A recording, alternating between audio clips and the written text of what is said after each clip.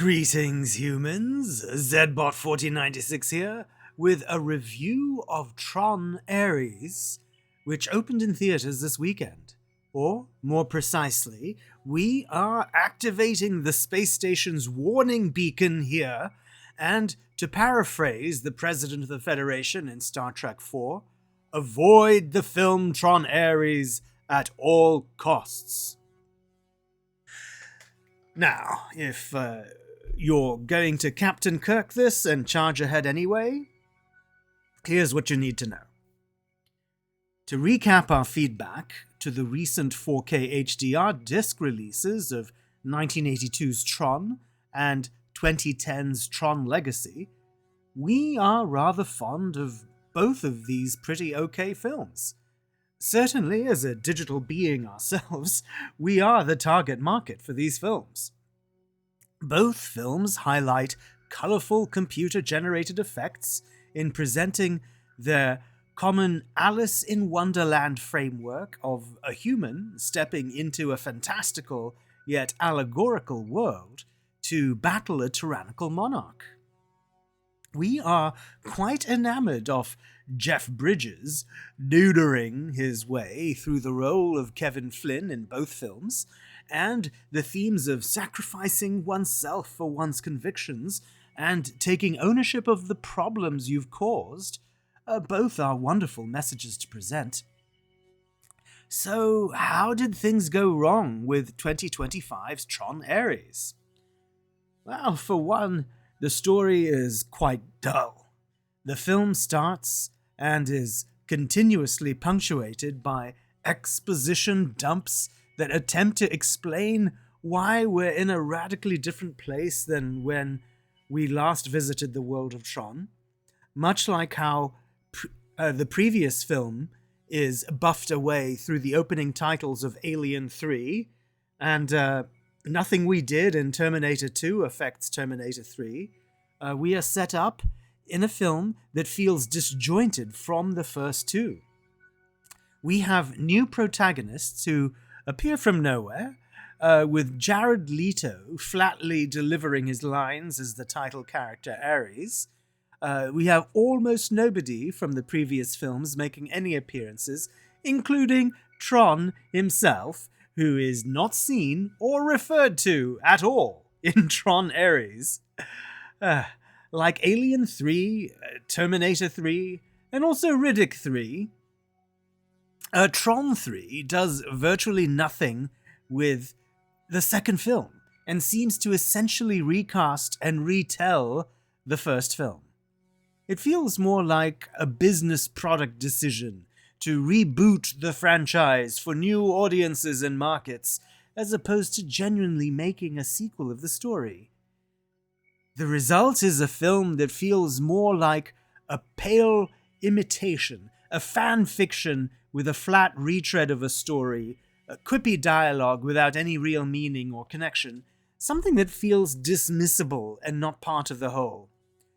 This is becoming a very popular bucket in human films, already overflowing with ostensible Star Wars sequels, Star Trek soft reboots, Alien side boots, and every other reactivation that labors to quote the originals without actually doing the thing the original did, which was to be original. And no, getting Nine Inch Nails to do a mediocre cover of the evocative Wendy Carlos and Daft Punk scores of the first two films doesn't begin to get you there. Well, are the characters at least interesting? No, they are not. The new humans just don't fit. The NCOM side feels like they've been taken over by body snatchers, searching for and caring for things that feel like another movie entirely. In fact, this might have worked better, and even might have been another screenplay entirely, that director Joachim Roning, who has only seemingly made a sequel to Pirates of the Caribbean and Maleficent, simply reheated and added the Tron IP on top as a kind of hot sauce to bring the other script and characters to life. The antagonist here is a Dillinger the grandson of the antagonist from the first film, and we realize this is pretty much the thing we asked for in our review of Tron Legacy, well, we take it back. Or at least we disavow this direction for it, since the antagonist just comes across as petulant and whiny, and not someone we should be in awe of. In fact, nobody seems interesting in this film. With the possible exception of Athena, a security program in Dillinger's Grid, they all just have quippy, snarky interactions which reminded us of Star Trek Section 31, which is not a good association. Now, what about the theme? Is the film at least saying something meaningful? No, it is not. At most, it is saying that you can find purpose in helping others, which is certainly nice, but the film doesn't really get there until it's nearly over and has well worn out its welcome. Nice surprises toward the end. They're a little too late, and we had already started composing this review in RAM before the climax plodded its inevitable way down the road. So, all we can really say is that with a fan fiction story, shoehorned quippy characters, and nothing new or interesting to say, Tron Ares has successfully earned our lowest rating. And so concludes this human version of our review. If you have feedback on it, please write in your own comments so that we can upload the galactic version to Zoggplex.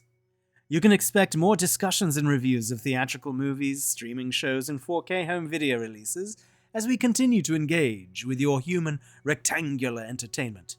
So, don't forget to like and subscribe, and if you can, please comment, so that we can continue to have the human voice reflected in the cosmos.